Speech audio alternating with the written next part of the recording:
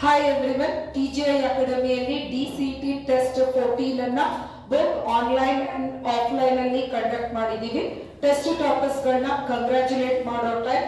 So first topper Dhanush KR CS GPT government polytechnic Chitradurga 7 out of 11. Rajeev KV CS government polytechnic Chitradurga 6 out of 11.